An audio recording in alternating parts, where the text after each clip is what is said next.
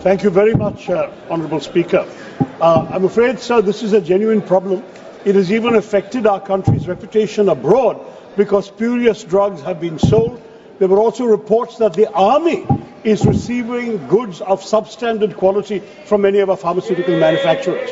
So the real issue is a lack of credible central standards to actually inspect these firms. My own state of Kerala, sir, 90% of the drugs sold in my state are from other states. But we have no common central standard to evaluate the quality of the drugs that are coming. If there is a case, sir, you won't believe it, under the Act of 1940, you have to get the details about the constitution of the manufacturing and marketing companies in order to file a formal complaint in court. There is no central database, no central pool for obtaining these documents. We have to send letters to the drugs controller of the states or the union territory in which the manufacturer is located. Then if there are no answers, an investigative officer has to be sent to Uttarakhand or Himachal or somewhere else to physically pick up the documents. 90% of the time we don't get the documents, sir. The problem is, what can the central government do about ensuring central standards, creating a common database to which state governments can have access, and thereby creating a central regulatory environment that protects the country's reputation from spurious drugs. Thank you very much. सबसे पहले तो बात country की regulatory system की reputation के बारे में। मैं इसके बारे में कुछ बातें जरूर कहना चाहूंगी सर।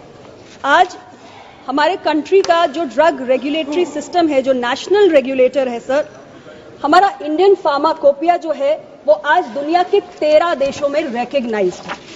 इसके अलावा सर WHO ने अभी NRA रीबेंचमार्किंग की थी, जिसमें जो इंडिया का नेशनल ड्रग रेगुलेटर CDSCO है, उसके maturity level 3 with highest marks इसको रिटेन किया है। सर आज इंडिया अफिलिएट मेंबर है Indian medical device regulators forum का, which is a collaborative group of global medical device regulators. अभी रिसेंटली सर हमने international conference of drug regulatory authorities 19 conference पहली बार इंडिया में हमने होस्ट किया है। ये हमारी इमेज है, ये हमारी रेप्यूटेशन है। जहां तक हमारे ड्रग सेफ्टी और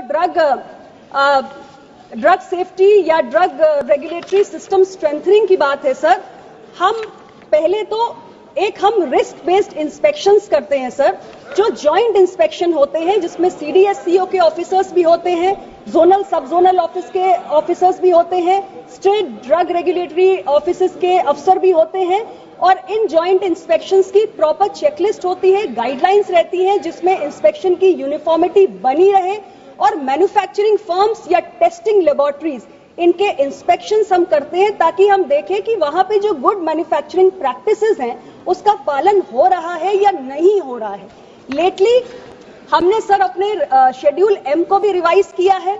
इसके अलावा जो हमारे कुछ और स्टेप्स हमने लिए हैं सर, हमने ड्रग्स के लिए QR कोड को मैंडेटरी किया है प्राइमरी पैकेजिंग पे, सेकेंडरी पैकेजिंग पे, ताकि उसका हम ऑथेंटिफिकेशन कर सके।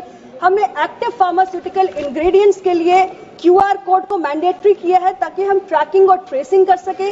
और जो हमारा ड्रग रेगुलेटरी सिस्टम है उसकी स्ट्रेंथनिंग के लिए हम एक सेंट्रली स्पॉन्सर्ड स्कीम लेके आए हैं 850 करोड़ की सर।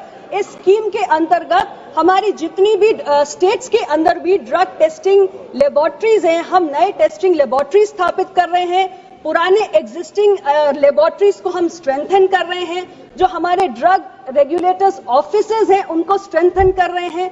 753 करोड़ हम रिलीज कर चुके हैं। नई हमने ड्रग टेस्टिंग लेबोरेटरी स्टैब्लिश की है इंदौर में, भुवनेश्वर में। तो हम सारे काम कर रहे हैं, हमारी ग्लोबल रेप्यूटेशन भी बढ़ रही है, ड्रग सेफ्टी और एफिकेसी के लिए हम कदम उठा रहे हैं, और ड्रग रेगुलेटरी फ्रेमवर्क की स्ट्रेंथनिंग के लिए भी लगातार हम कदम उठा रहे हैं।